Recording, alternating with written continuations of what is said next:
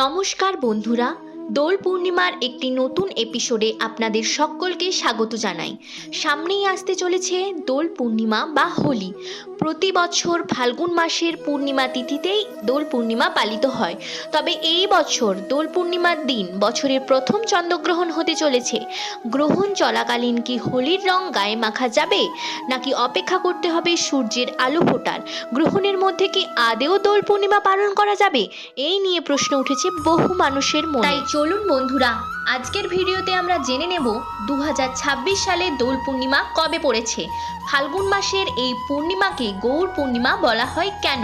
পঞ্জিকা অনুসারে পূর্ণিমার সঠিক সময়সূচি, পূর্ণিমার তিথি কখন শুরু ও কখন শেষ হচ্ছে, গ্রহণ কতক্ষণ থাকছে, গ্রহণের মধ্যে আদেও কি হোলির রং গায়ে মাখা সম্ভব, কোনো অশুভ প্রভাব পড়ছে কিনা, হোলিকা দহন বা ন্যাড়াপোড়া কবে, সত্যনারায়ণ পুজোর শুভ সময়সূচি কি রয়েছে, গৌর পূর্ণিমায় কি উপবাস থাকতে হবে, ভারত এবং বাংলাদেশ থেকে কি এই গ্রহণ দেখা যাবে, সমস্তটাই আমরা আজকের ভিডিওতে জেনে নেব। 17ই ফাল্গুন 2রা মার্চ সোমবার সন্ধে 5:42 থেকে শুরু হচ্ছে পূর্ণিমার তিথি।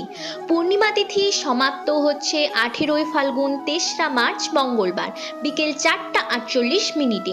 অর্থাৎ উদয়া তিথি অনুযায়ী দোল পূর্ণিমার পালনী, পুজো পাঠ, ব্রতোপবাস, নিশি পালন সমস্ত কিছুই রয়েছে 3রা মার্চ মঙ্গলবার। তাই 2026 সালে 3রা মার্চ দোল পূর্ণিমা পালন হবে। এই বছর ন্যাড়া পোড়ানো বা হোলিকা দহন হবে 2রা মার্চ সোমবার। ন্যাড়া পোড়া অর্থাৎ অশুভ শক্তির বিনাশ ও শুভ শক্তির সূচনা।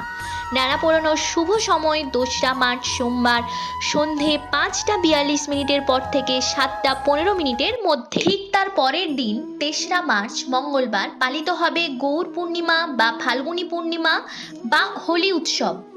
কারণ ফাল্গুন মাসের এই তিথিতেই কলিযুগের ভগবান শ্রী চৈতন্য মহাপ্রভু আবির্ভূত হয়েছিলেন।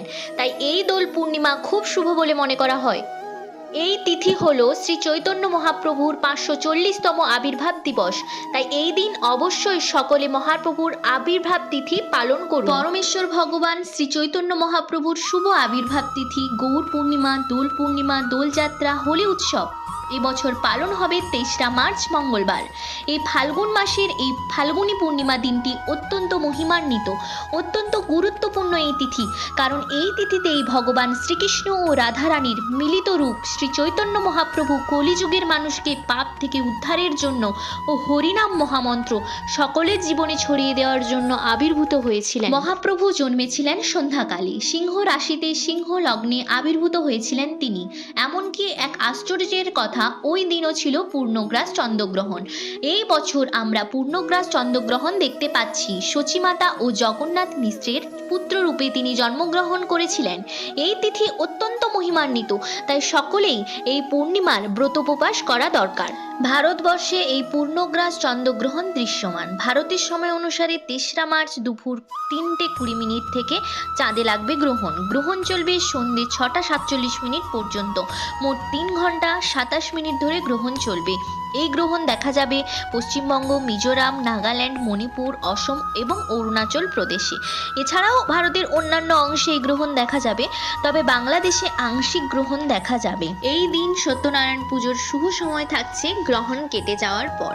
3রা মার্চ মঙ্গলবার সন্ধে 6:47 পর থেকে 7:59 মধ্যে সত্যনারায়ণ পুজো করতে পারেন। তবে যেহেতু এই বছর পূর্ণিমা তিথিতে পূর্ণগ্রাস চন্দ্রগ্রহণ রয়েছে, তাই এর বিশেষ কিছু নিয়ম রয়েছে। এই নিয়মগুলি মেনে ব্রত পালন করা প্রয়োজন। গ্রহণ শেষে অবশ্যই স্নান করবেন। ওই দিন আমিষ আহার সম্পূর্ণরূপে বর্জনীয়। যারা উপবাস করবেন তারা ফল ও জল খেয়ে থাকবেন। যেহেতু পূর্ণিমার দিন উপবাস রাখছেন, তাই তার পরের দিন শ্রী চৈতন্য মহাপ্রভুকে তার পছন্দের ভোগ নিবেদন করে অন্ন গ্রহণ করবেন।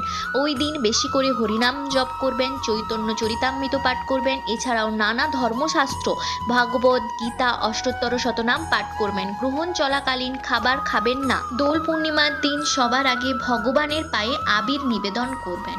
গ্রহণ চলাকালীন আবির না খেলাই ভালো। গ্রহণের আগে ও পরে আবির খেলবেন। এই নিয়মগুলি মেনে হোলি ও গৌর পূর্ণিমার ব্রত পালন করুন। ভিডিওটি ভালো লাগলে লাইক, কমেন্ট, শেয়ার করুন।